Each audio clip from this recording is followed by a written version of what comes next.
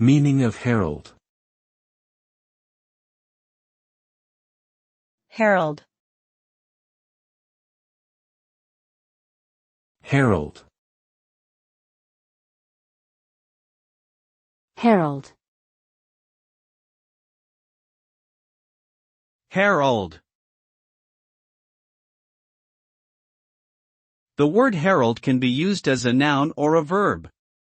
As a noun, it refers to an official messenger who announces important news or events.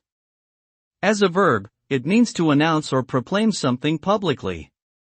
The term is often associated with historical contexts, such as the heraldry of knights or the announcements made by royal emissaries. The use of herald emphasizes the importance or gravity of the news being announced. Overall, herald connotes authority, formality, and an official announcement of something significant.